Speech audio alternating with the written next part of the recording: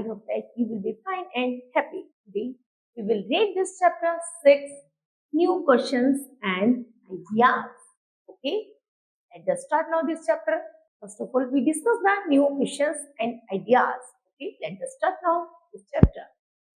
During the 16th century BC, around 2500 years ago, life both in cities as well as places were changing fast. जैसे जैसे 25वीं शताब्दी का युग आता है, वैसे वैसे गांव से शहरों, शहरों से महानगरों में कैसी परिवर्तन होता है, ये जानते हैं.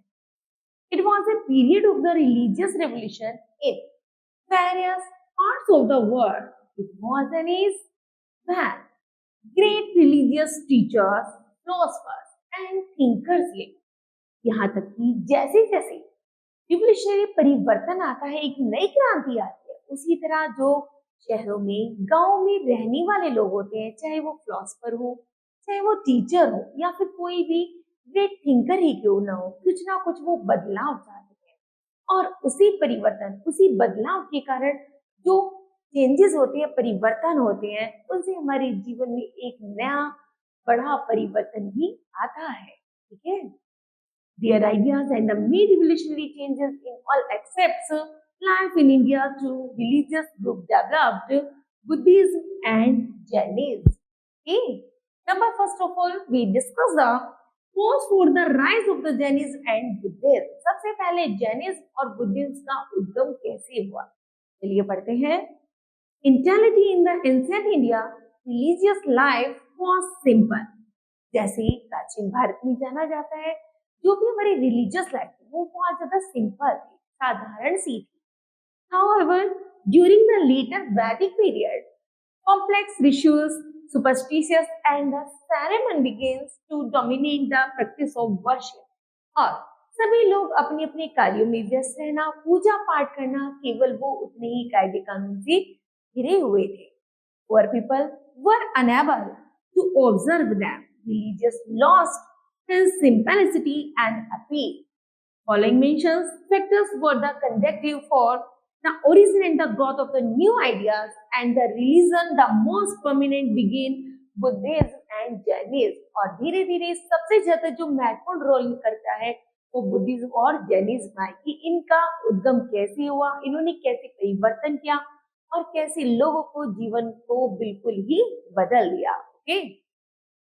Number first, during the early Vedic period, Hindu society was divided into 4 varnas or castes on the basis of the person's occupations. यहाँ तक कि जल्दी ही वैदिक पीरियड में जैसे आया, उसमें हिंदू धर्म को निम्न 4 वर्णों में बांट दिया गया. ठीक है, जिसे हम 4 जातियां भी कहते हैं. By the later Vedic period, the system became rigid, leading to inequalities amongst the people. यहाँ तक कि जैसे ही वैदिक युग का शुभ आरंभ हुआ, वैसे वैसे लोगों में परिवर्तन हुआ और लोगों में जो असमानता की भावना जो जागृत थी वो धीरे धीरे खत्म होने लगी.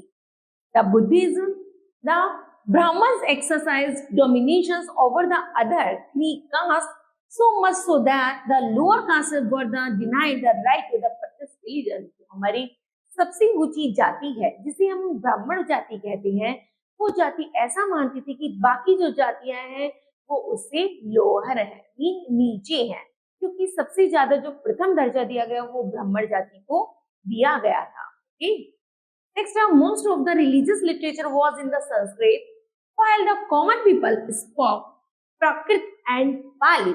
यहाँ तक कि सबसे पहले जो धार्मिक भाषा की शुरुआत हुई वो संस्कृत भाषा से हुई, और संस्कृत भाषा का उद्गम प्राकृत और पाली से लिया जाता है.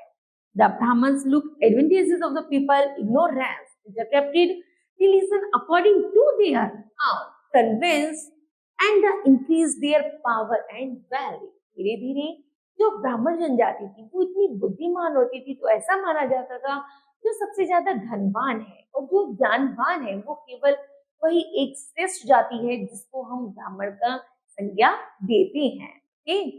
Next, animal sacrifice in the form of the killing of the cows and the buffaloes became permanent and was strongly disliked by the people. यहाँ तक कि कुछ जनजातियों में जानवरों की बलि देने का भी अधिकार था, लेकिन जो गाय और भैंसे थी उनका बलि देना स्वीकार्य नहीं था, क्योंकि गाय को किसकी ब्राह्मण की संज्ञा दी जाती थी. Okay? The people were the eager for the changes in the form of a simple religion which would remove the evils in the society. धीरे धीरे जैसे बुद्धिज्म और जैनिज्म धर्म अपनाया जाने लगा, वैसे वैसे समाज से बहुत सारी बुराइयों को कम कर दिया गया. कि सोचा जाने लगा कि कैसे इस समाज से बुराइयों को हटाया जाए, कैसे नया परिवर्तन किया जाए जिससे लोगों में सुधार हो. आगे है Buddhism. Gautam Buddha was the founder of Buddhism. Okay? He was born around 2500 years ago. His real name was Siddhartha.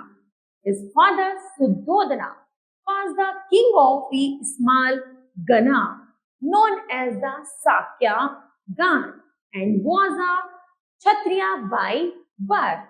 Okay? His mother's name was the Maya Devi. He was born at a garden in Lumbini. As a young prince, he had all the comforts of the life, but he was not satisfied. जैसे गौतम बुद्ध थे, जिन्होंने Buddhism धर्म के संस्थापक थे. उनके पिता सुद्धोधना और उनकी माता माया देवी एक बहुत अच्छे लुम्बिनी क्षेत्र के राजा थे, लेकिन उनका जो रियल नाम था वो था सिद्धार्थ. सिद्धार्थ इतने अमीरी में सिद्धार्थ एक राजकुमार थे. राजकुमार होने के साथ साथ वो इतने धनवान थे, इतने अमीर थे, लेकिन फिर भी वो अपने जीवन से संतुष्ट नहीं थे, क्योंकि उनका ऐसा मानना था कि उनका जन्म जो हुआ है वो केवल राजभोग भोगने के लिए नहीं, बल्कि कुछ करने के लिए हुआ है. He wanted to know the real meaning of life. वास्तविक रूप से वो अपने जीवन के वास्तविक अर्थ को जानना चाहते थे. तो जानने के लिए उन्होंने अपना घर बार छोड़ दिया और एक तपस्वी की तरह निकल गए. In the quest of truth.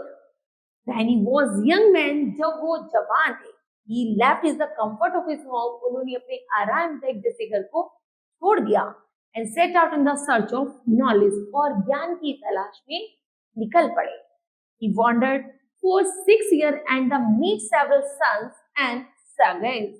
यहाँ तक कि वो चाहते थे कि वो ऐसा ज्ञान प्राप्त करें जिससे उन्हें जीवन का सही अर्थ जानने के लिए जब वो अपना घर बार छोड़कर निकले थे, तो उन्हें एक ऐसे ऋषियों की तलाश थी जो उन्हें उनके जीवन का सही अर्थ बता सके. But he was not satisfied with their views about life. At last, he decided to find his own path and the research बोध गया. जल्दी ही वो एक ऐसे नए पथ पर चले जिससे उन्होंने जीवन का कुछ नया करने का सोचा. इसलिए वो बोध गए और अपने जीवन में कुछ करने के लिए, अपने जीवन का सही अर्थ जानने के लिए उन्होंने वहां पर तपस्या की. Bihar where he sat under peepal tree and began to meditate. जल्दी ही उन्होंने एक पीपल के वृक्ष के नीचे बैठे और ध्यान लगाना शुरू किया, तपस्या करनी शुरू कर. After many days and the months of the intense presence he attend enlightenment. जल्दी ही कुछ महीने साल बीतते गए और धीरे धीरे उन्होंने अपने जीवन में इतना ज्ञान अर्जन कर लिया था, क्योंकि वो धीरे धीरे जानने लगे थे कि उनके जीवन का सही अर्थ क्या है. Realize the real meaning of the life and the cause of the suffering in the world. After that, he became known as the Buddha or the wise. जल्दी ही जब वो जीवन का सही अर्थ जान गए, तब उनको वास्तविक रूप से उन्हें बुद्ध या फिर उन्हें एक वाइज बुद्धिमानी के संत के नाम से पुकारा जाने लगा. The people tree under which he attained enlightenment. उस पीपल के पेड़ के नीचे बैठकर जैसे ही उन्होंने तप और ज्ञान लिया, came to be known as the बोधि वृक्ष और the tree of wisdom.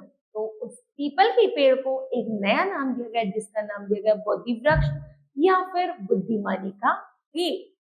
From there he went to the Sarnath near Varanasi and gave his the first sermons at the deer park there. He wanted to Sarnath near Varanasi and gave his first sermon at the deer park there. जल्दी ही वो सारनाथ गए जो वाराणसी के पास थी और उन्होंने पहला अपना वहां पर उपदेश दिया. इट नॉन एज द धर्म चक्र परिवर्तन, जिसे धर्म चक्र परिवर्तन के नाम से जाना गया.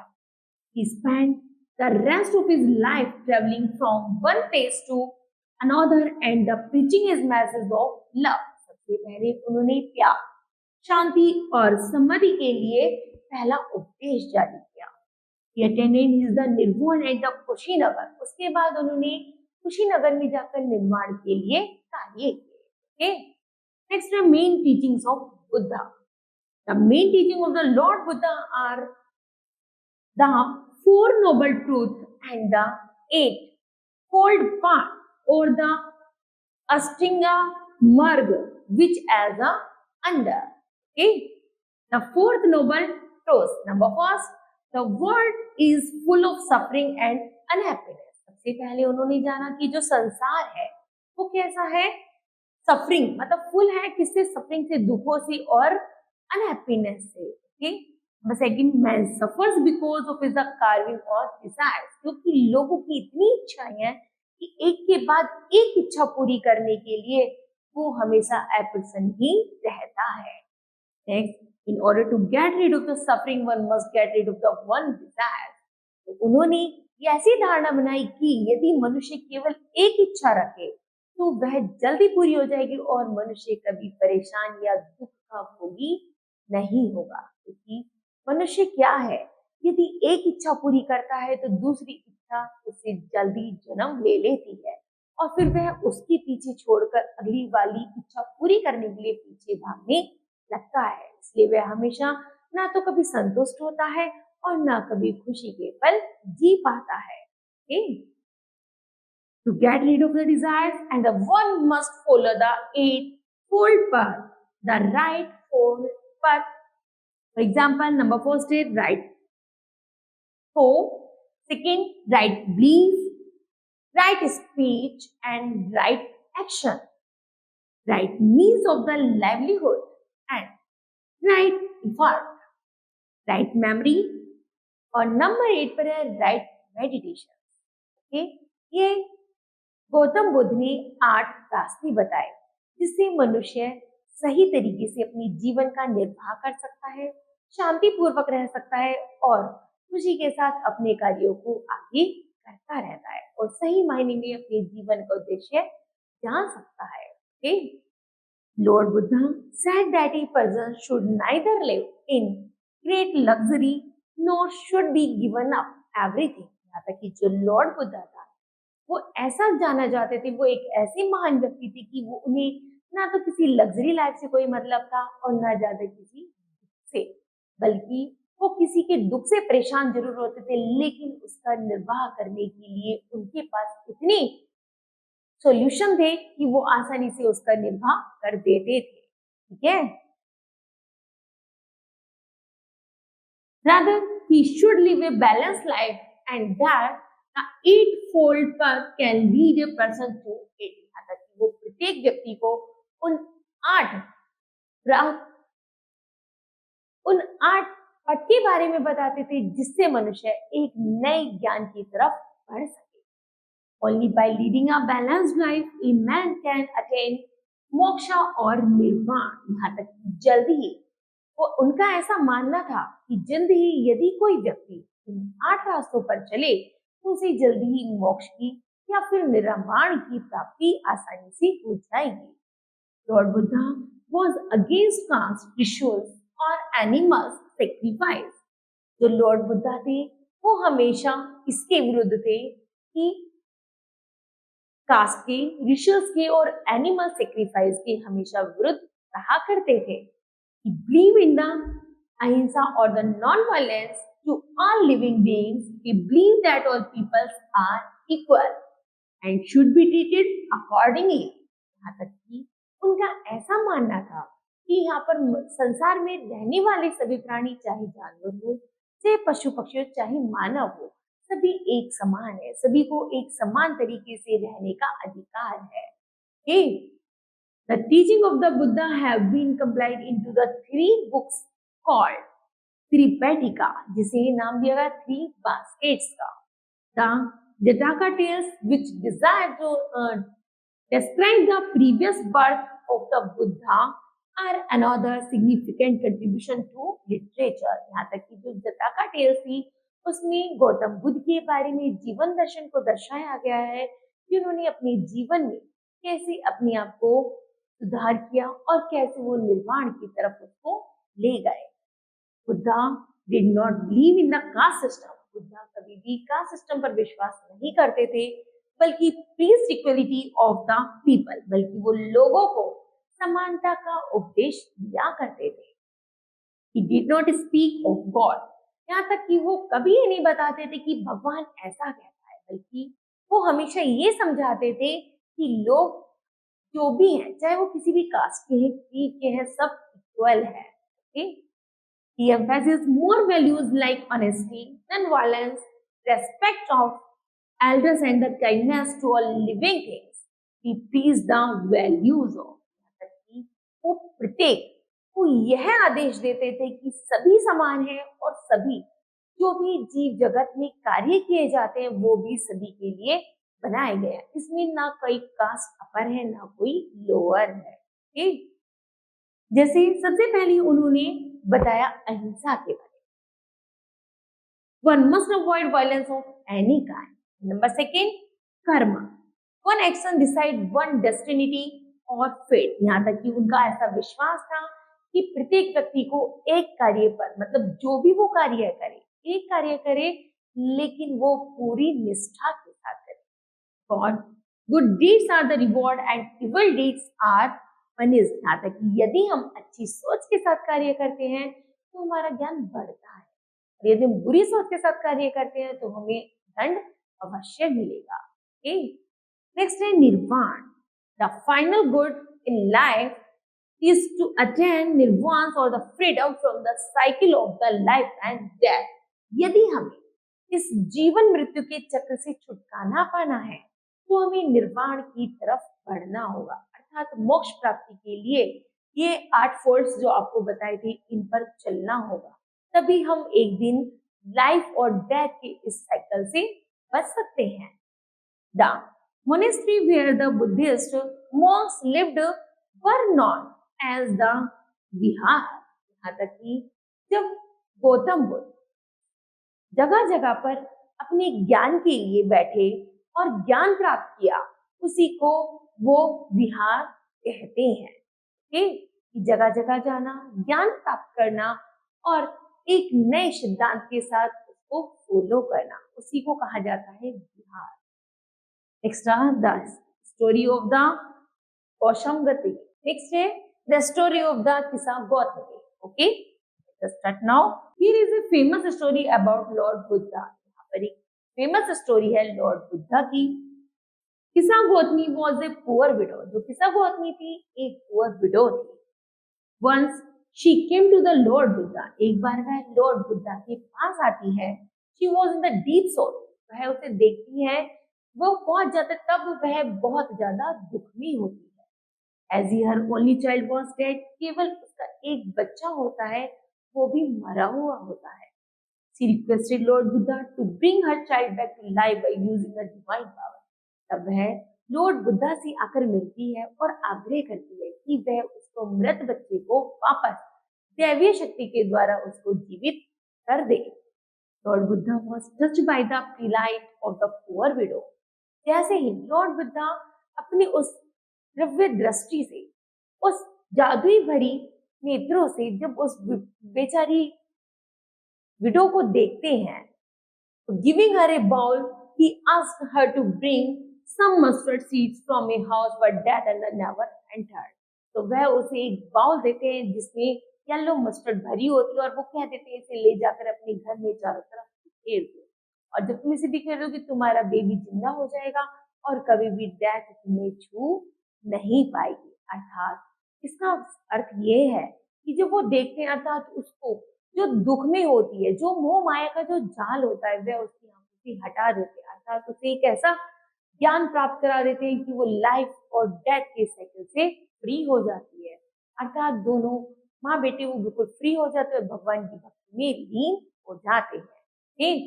नेक्स्ट है किसगौतमी बिकेम्स होपफुल। जो किसगौतमी थी वो बहुत ज्यादा आशावादी होती है। She looked about and went for the door to door begging for a handful of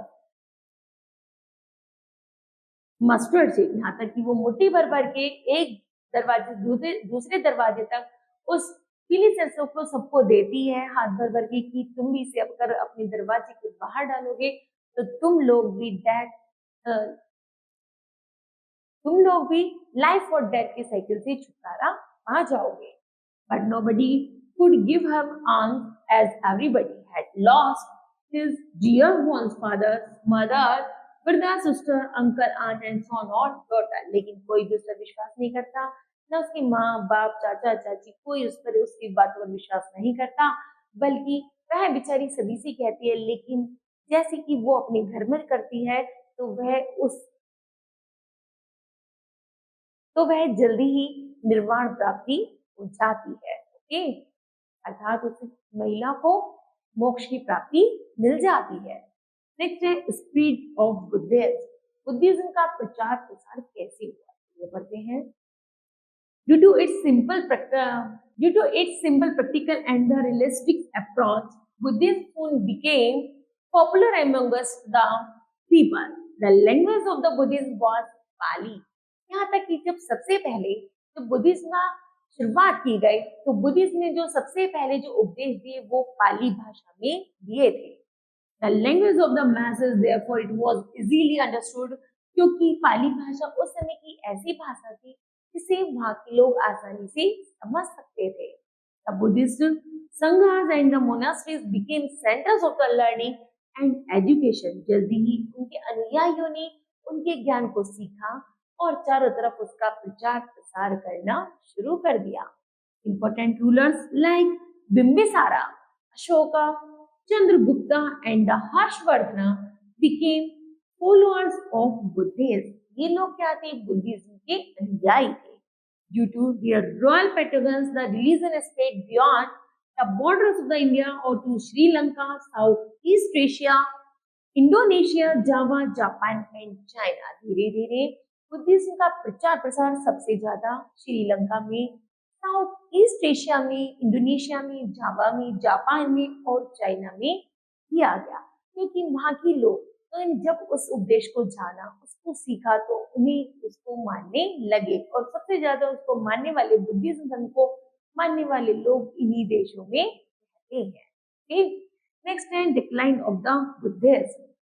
Buddhism gradually declined and the lost its prominence due to the following reasons. Number first, the invasions of the Hunas lead to the widespread destruction of the Buddhist Bihar। सबसे पहले तो बुद्ध धर्म का जब प्रचार प्रसार किया गया तो वो जगह जगह एक जगह से दूसरी जगह जाते और अपना ज्ञान प्राप्त करते और वहाँ के लोगों में अपना ज्ञान बांटते, जिसे उन्होंने बिहार की संज्ञा दी है। Number second, Hinduism became the purified and the reformed under the Gupta dynasty who patronized Hindus। और धीरे धीरे जब गुप्त वंश का शासनकाल शुरू हुआ तो उन्होंने हिंदू धर्म का प्रचार प्रसार करने के लिए बुद्ध धर्म का सहारा लिया। ओके, नेक्स्ट है the Upanishads. Around the time of the Buddha and the perhaps a little earlier, contemporary thinkers also trying to find out of the real meaning of life। जल्दी ही बुद्धिज्म धर्म का जब प्रचार प्रसार बड़े जोर शोरों पर था तो उसी समय जो वहाँ के थिंकर थे, सोच विचारक थे, वो ये जानना चाहते थे कि यदि इसके प्रचार प्रसार से इतना परिवर्तन हो सकता है तो क्यों ना हम उसके साथ कुछ अन्य ज्ञान भी अगर ऐड कर दिया जाए तो हमारे इस जीवन में कितना परिवर्तन होगा। Some of them wanted to know about their life after death, while some others were trying to know the necessity of the sacrifice। कुछ लोगों ने ये जानने की कोशिश की कि डेथ के बाद कि हमारे शरीर का क्या होता है और कैसे कैसे हमें यातनाएं भोगनी पड़ती हैं। Most of them felt that there was a something that would last even after death, और यहाँ तक कि मृत्यु के बाद क्या किया जाता है और कैसे कैसे हमें उस रास्ते को कंप्लीट करना होता है। तो ये सब जानने के लिए जो हमारे थिंकर थे, ग्रेट थिंकर्स थे, उन्होंने और अधिक जानने के लिए कि जन्म से पहले तो अपना जन्म क्या है तथा हमारा जीवन क्या है, और मृत्यु के बाद हमारा जीवन क्या है, उसको और जानने के लिए उन्होंने अधिक ज्ञान और तप का सहारा लिया और सब जगह अपने उस ज्ञान का प्रचार प्रसार बड़े जोर शोरों से किया।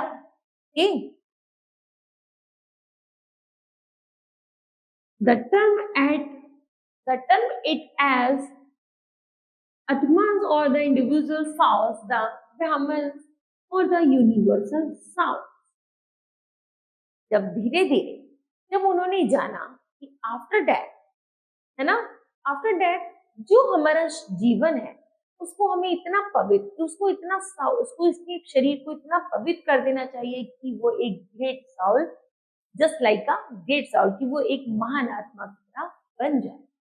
They also believe that the Atmans or the Brahmans live even after death. तो जैसे कि ऐसा विश्वास था कि जैसे एक महान ब्राह्मण या एक महान विद्वान होता है, उसकी आत्मा कभी मरती नहीं है बल्कि वो अमर हो जाती है और इतनी पावरफुल हो जाती है कि उसे भगवान की संज्ञा दी जाने लगती है। उसी तरह हमें भी अपने जीवन को ऐसा सार्थक करना चाहिए कि वो भी एक ग्रेट ब्राह्मण की तरह और एक ग्रेट स्कॉलर्स की तरह हमारी आत्मा भी एक अजर अमर बन जाए और उसको भगवान की तरफ पूजनीय होना पड़े। Okay, the literary meaning of the Upanishad is approaching and sitting near the ideas and the teaching of these the thinkers were recorded in the Upanishad, which was the part of the later Vedic texts. The literary meaning of the Upanishad is approaching and sitting near. The Upanishads were written between the 18th and the 4th century BC. और जब इसी के ऊपर जो धारणाएं अपनाई गई वो उपनिषदों के द्वारा लिखी गई। उपनिषदों में लगभग 8वीं से लेकर 14वीं शताब्दी के मध्य उपनिषदों के बारे में लिखा गया कि हमारे उपनिषद कहते हैं कि यदि आत्मा जो है, जो साउल है, वो एक यूनिवर्स, एक पावरफुल है ना, जिसे हमें और भी अधिक पावरफुल और ग्रेट बनाने के लिए हमें अपनी मृत्यु से पहले ऐसे कार्य करने चाहिए, सही मायने में अपने जीवन दर्शन को पहचानना चाहिए और ऐसे ऐसे कार्य करने चाहिए जिससे हमारी आत्मा मरने के बाद भी ग्रेट, एक महान और एक powerful, just like a lord soul बन सके।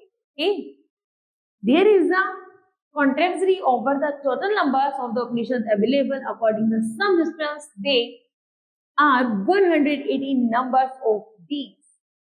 Are the 11 are the thoughts to be the main Upanishad. जैसे कि हमने जाना गया कि हमारे यहाँ पर उपनिषद कितने हैं, वो 108 हैं, जिनमें से मुख्य उपनिषद 11 हैं।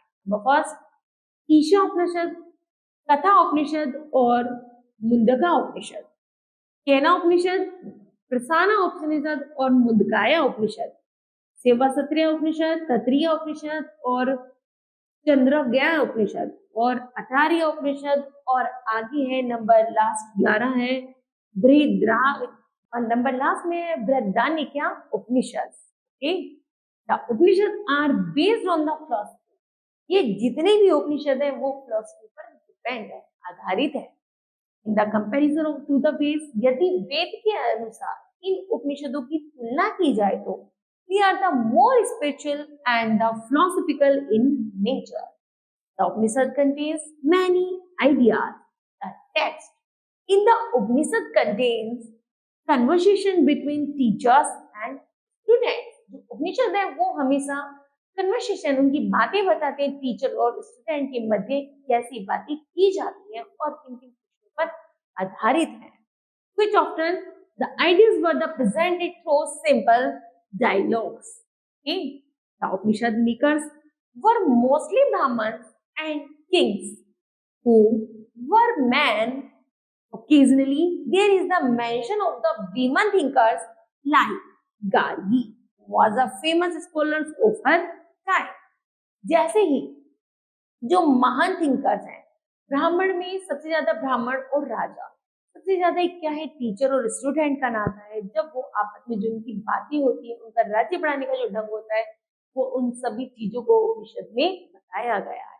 उसी तरह एक महिला विमन महिला थिंकर थी जिनका नाम है गार्गी। गार्गी अपने समय की बहुत बड़ी महान स्कॉलर्स थी, जिन्होंने बुद्धिज्म धर्म का बहुत अच्छे तरीके से प्रचार प्रसार किया और लोगों को बताया कि कैसे मोक्ष की प्राप्ति की जा सकती है। The Upanishad speaks on the importance to the worship of one God. यहाँ तक कि उन्होंने बताया कि हमें हमेशा एक भगवान पर आधारित होना चाहिए, मीन एक भगवान की पूजा करनी चाहिए। It teaches how the Atmans or the individual soul can be made a part of the universal love. क्योंकि यदि हम एक भगवान की पूजा करते हैं तो सभी भगवान एक है।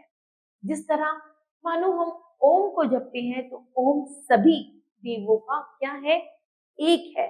ओम सभी देव उसी में ही समाहित होते हैं। इस तरह हमें केवल एक भगवान को मानने वाला होना चाहिए।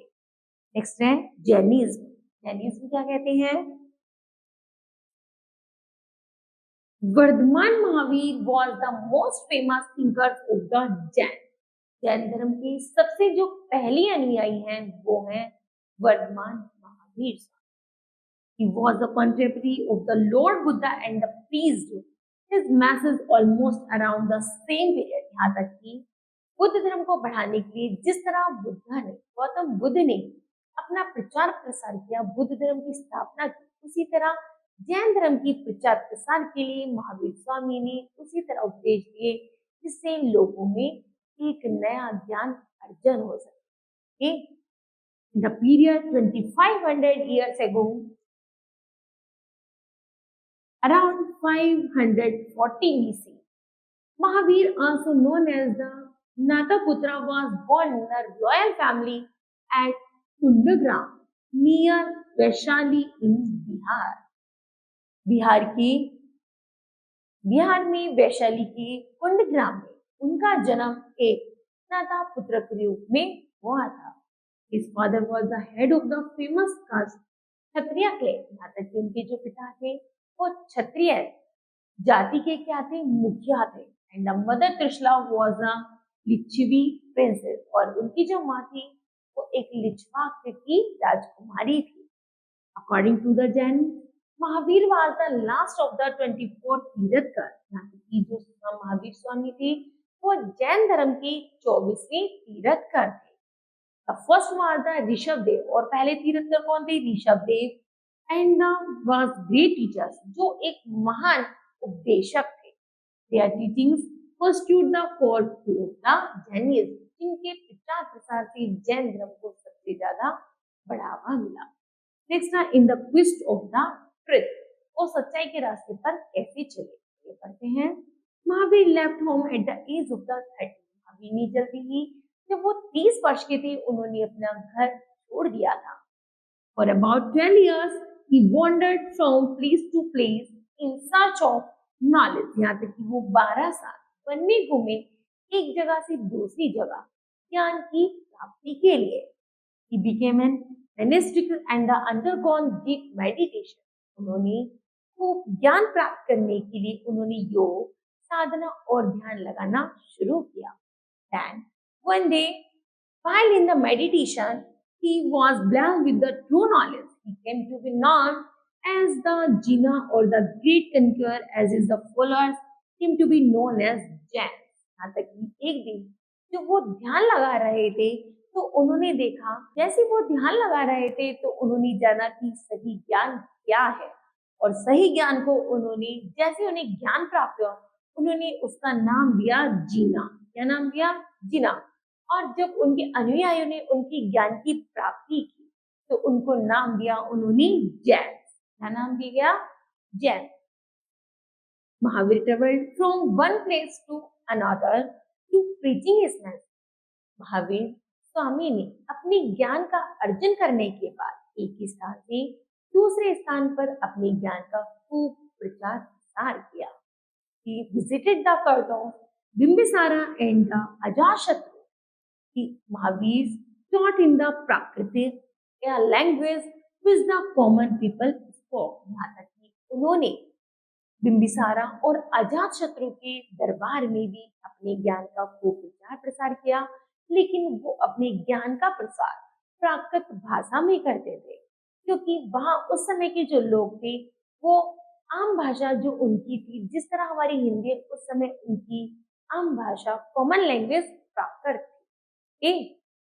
Main teaching of Jainism, Lord Mahavir believed in the अहिंसा एंड द सिंपल लिविंग। जो लॉर्ड महावीर थे वो भी अहिंसा और साधारण जीवन पर विश्वास रखते थे। He believed every living being has a soul. He was against animal sacrifice and all sorts of the rituals.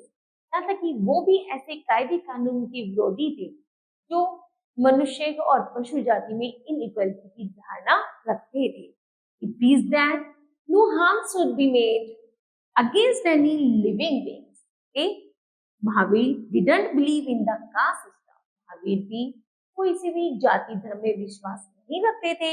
According to him, every individual was born into a particular caste according to the deeds of the previous life. यहाँ तक कि वह किसी भी धर्म और प्रचार के या जाति के विरुद्ध कोई भी प्रचार प्रसार नहीं करते थे, बल्कि वो सभी लोगों को समान मानते थे और उनको एक उनका जीवन बदलने के लिए ऐसे नए नए ज्ञान का अर्जन किया करते थे।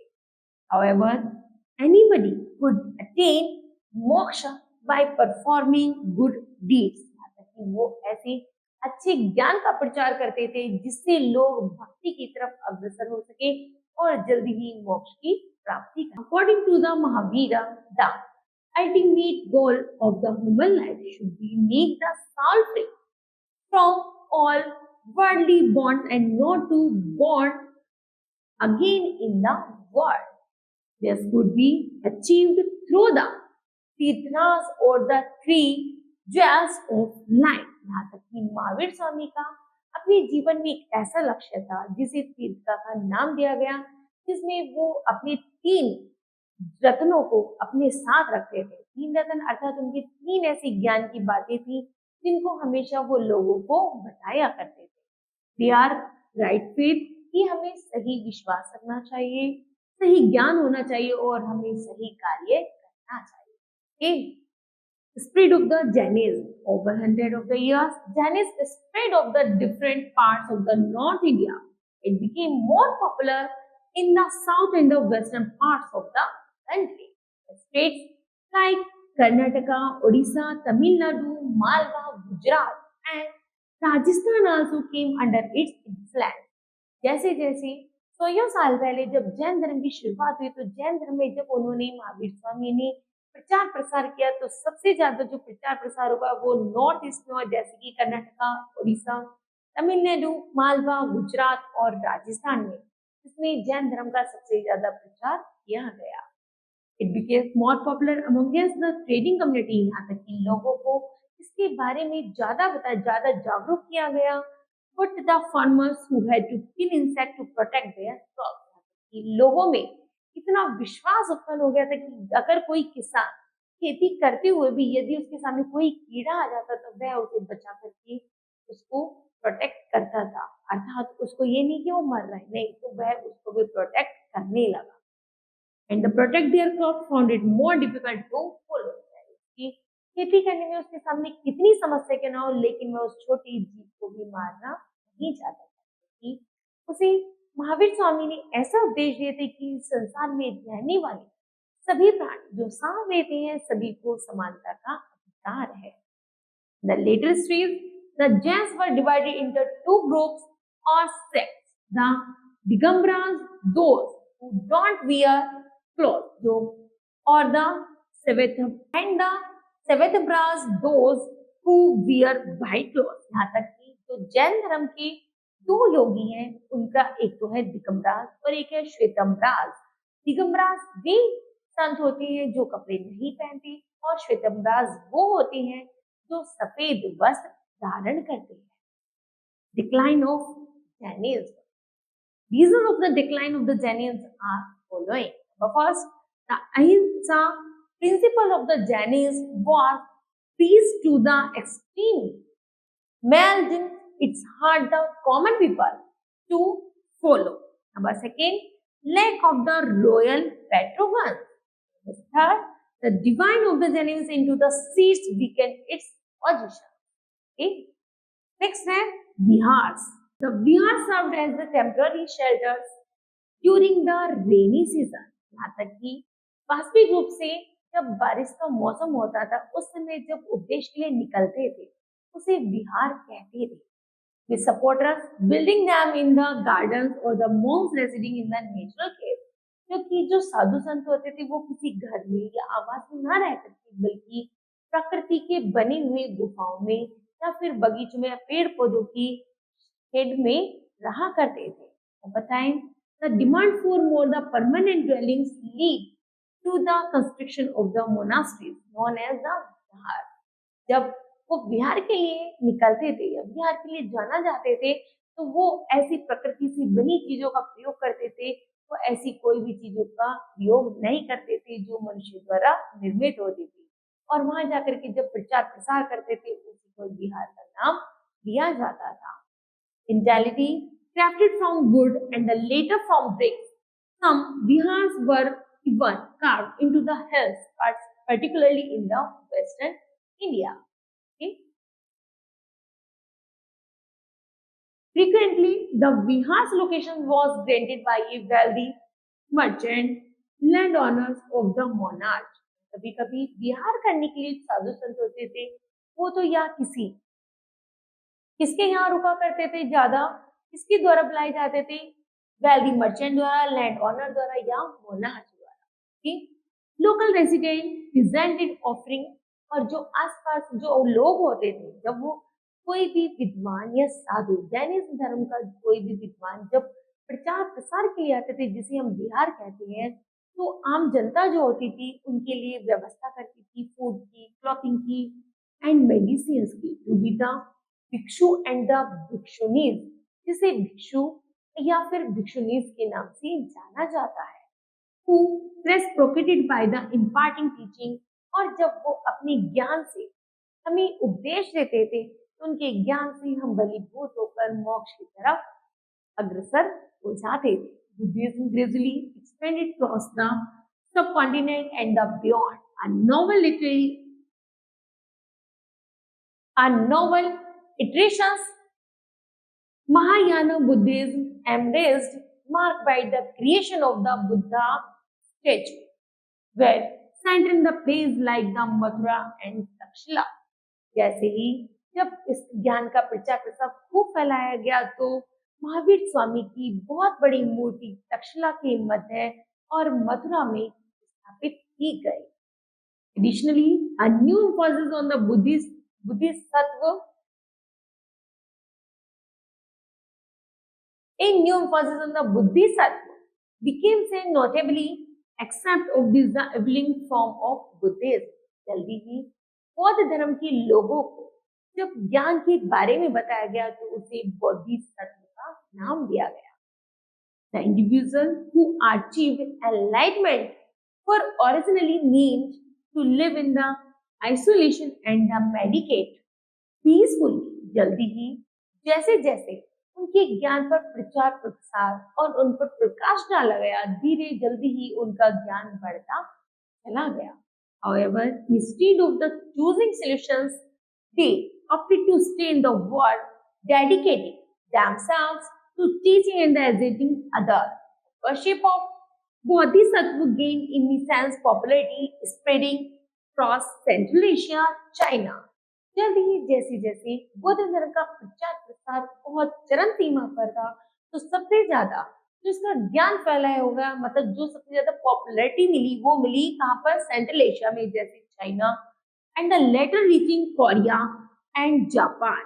Buddhism expand to the western and the southern India where numerous caves were carved into hills. यहाँ तक कि बड़े बड़े पहाड़ों को काटकर जब गुफाएं बनाई गई जिनमें बुद्धिज्म लोग रहा करते थे for the bhikshus to reside, जिसे भिक्षु का नाम दिया जाता था.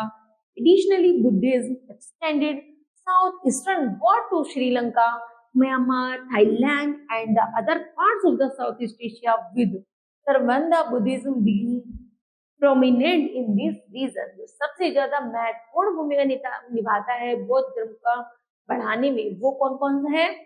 जैसे श्रीलंका, म्यांमार, थाईलैंड, है ना, और साउथ ईस्ट एशिया, ओके, जिनमें सबसे ज्यादा महत्वपूर्ण भूमिका निभाई बुद्ध धर्म को, महत्वपूर्ण भूमिका निभाई जैन धर्म को बढ़ाने के लिए। नेक्स्ट है द संघा।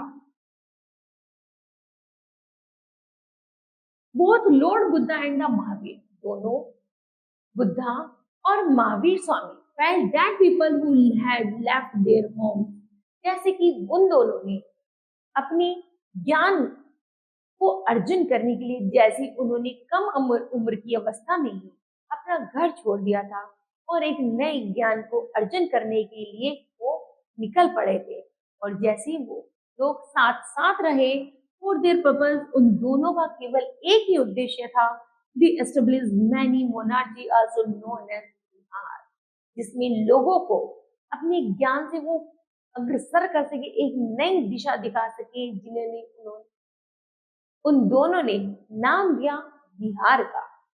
बुद्धिस्ट मॉन्क, जो बुद्धिस्ट साधु थे, lived in these monasteries and both men and women could join this, और इस संघ में औरत और आदमियों को एक साथ संघ में ज्ञान अर्जन करने की अनुमति थी। सभी को मोक्ष अर्थात बिहार के लिए जाना चाहिए। बिहार का मतलब होता है जगह जगह जाकर अपने ज्ञान का अर्जन करना। The men were called the monks while the women were called the nuns, और वह आदमी या औरत जो एक महान साधु की तरह ज्ञान बांटते हैं, ज्ञान देते हैं, उन्हें हम नन की संज्ञा देते हैं।